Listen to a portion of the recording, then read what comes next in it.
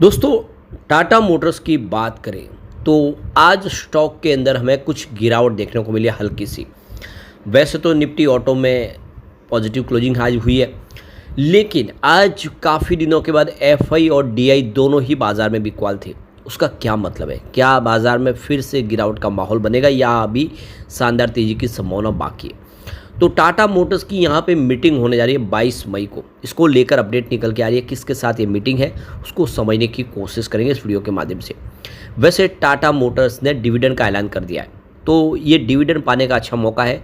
Record date अभी आपके सामने आ चुकी है और कब तक आपके बैंक अकाउंट में आ जाएगा ये समझ लीजिए डिविडेंड, उसको भी जानने की कोशिश करेंगे इस वीडियो के माध्यम से। और इसके अलावा कुछ बड़ी अपडेट और निकल के आ रही है। एक बड़ा फैसला किया टाटा मोटर्स ने, क्या है वो फैसला उसको समझेंगे इस वीडियो के माध्यम से। लेकिन फ्रेंड्स, उससे पहले अगर आप पहली बार हमारे चैनल पे आए तो चैनल को सब्सक्राइब कर दीजिए, एक बेल आइकॉन दबा दीजिए ताकि जब भी नया वीडियो बने पहला नोटिफिकेशन आपको मिले। वीडियो पसंद आए तो लाइक से जरूर कीजिए।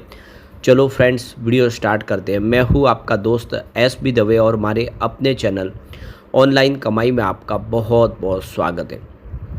तो सबसे पहले बीएससी सेंसेक्स की बात करें तो आज 82,059 के स्तर पे क्लोजिंग देखने को मिली। 271 पॉइंट की गिरावट हुई, यानी 0.33% डाउन हुआ बीएससी सेंसेक्स।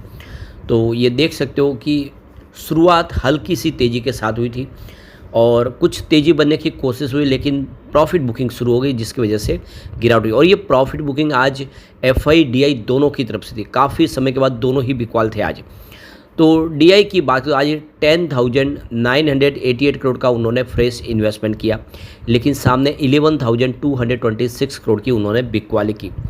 तो उनकी जो बिकवाली निकल के आई वो 237 करोड़ की, यानी 237 करोड़ का उन्होंने आज माल बेचा है। वो बिकवाल थे लेकिन ये अमाउंट कम ही है। दूसरी तरफ एफआई और एफपीआई की बात करें तो आज 11,870 करोड़ का उन्होंने फ्रेश इन्वेस्टमेंट किया, लेकिन सामने 12,342 करोड़ की बिकवाली कर दी। तो उनकी जो बिकवाली निकल के आ रही है वो 525 करोड़ की है। तो आज एफआई और डीआई दोनों ने ही बाजार में बिकवाली की है। भले ही ये अमाउंट कम हो लेकिन वो बिकवाल है। इससे लग रहा है कि बाजार अभी भी थोड़ा सा नरम दिखाई दे रहा है। लेकिन आज निफ्टी ऑटो ने पॉजिटिव क्लोजिंग दी है। 24,052 के स्तर पे 99 पॉइंट की तेजी थी, यानी 0.42% अपर क्लोजिंग दिया निफ्टी ऑटो ने। लेकिन टाटा मोटर्स आज दबाव में था, तो 728 पर क्लोजिंग देखने को मिली टाटा मोटर्स में, जहाँ पे 0.27% की गिरावट थी। तो ऑटो सेक्टर आज ठीक था, लेकिन निफ्टी के ऑटो के बावजूद भी यहाँ पे टाटा मोटर्स में कुछ गिरावट देखने को मिली। अब जो बड़ी अपडेट निकल के आ रही है, टाटा मोटर्स ने जो एक्सचेंज को जानकारी दी है, यहाँ पे कंपनी की एनालिस्ट इंस्टीट्यूशनल इन्वेस्टर मीटिंग होने जा रही है 22 मई 2025 को, और ये शुरू होगी 11 बजे। ये एक ग्रुप मीटिंग है जिसमें बहुत सारी कंपनियों के साथ में कंपनी मीटिंग करेगी और कुछ फैसले लिए जाएंगे। तो ये नाम अगर आप देखें इसमें तो आबू धाबी इन्वेस्टमेंट अथॉरिटी है, उसके बाद में एआईए इन्वेस्टमेंट मैनेजमेंट, उसके बाद में एपीजी एसेट मैनेजमेंट कंपनी, इसके अलावा Ashmore investment management company, Azim Premji trust जो विप्रो वाले हैं, बंधन एएमसी लिमिटेड और Birla sun life asset management company, Canada pension plan investment board. उसके बाद में आप देख सकते हो कि यहाँ पे कैटमारन वेंचर्स लिमिट एलएलपी, और उसके बाद में यहाँ पे देखें तो यहाँ पे कॉमगेस्ट ऐसे first state investments, Franklin Templeton, इसके बाद में Fullerton fund management, HSBC global asset management company, ICICI Prudential AMC, JP Morgan asset management company, Lion global investor limited और Manulife asset management company, Max Life insurance company limited, Motilal Oswal asset management company limited.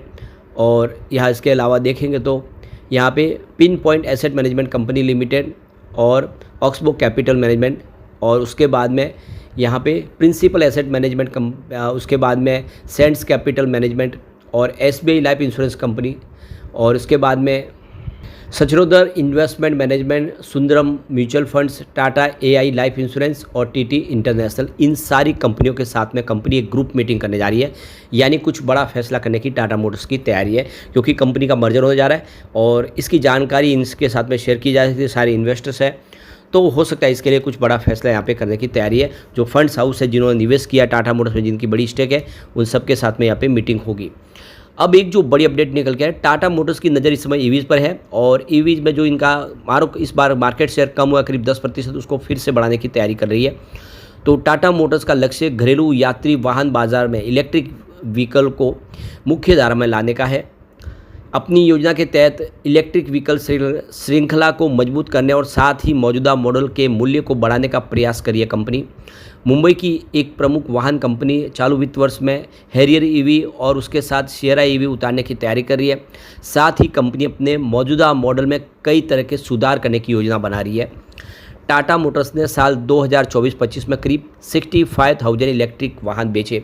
यह आंकड़ा 2023-24 के मूल्य जो तुलना में 10% कम है।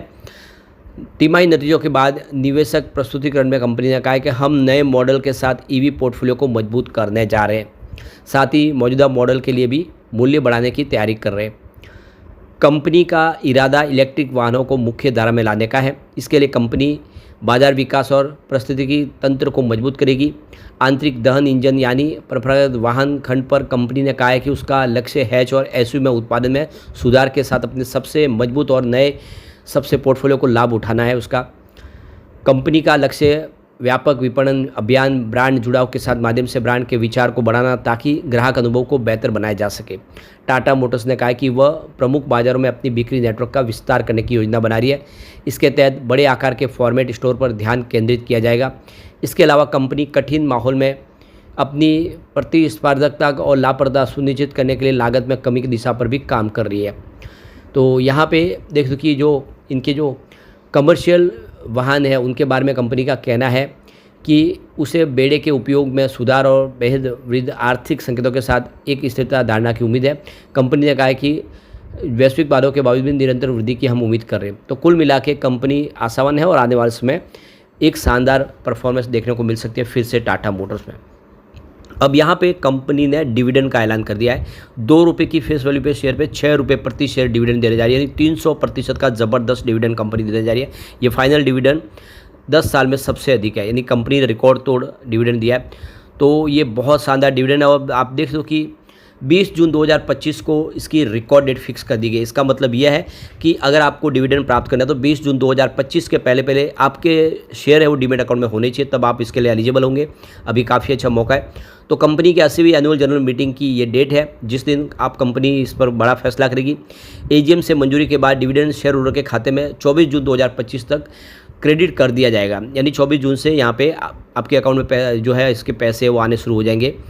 तो काफ़ी ज़बरदस्त डिविडेंड का ऐलान है। ये एक अच्छा मौका है टाटा मोटर्स जैसी मजबूत कंपनी में निवेश का। लगातार कंपनी बहुत सारे नए मॉडल लॉन्च करी है। अब जो अपडेट भी एक निकल के आ रही है कि ये 3 जून को कंपनी 500 किलोमीटर प्रति रेंज, यानी जो एक बार रिचार्ज करो 500 किलोमीटर आपको सफ़र तय करेगी।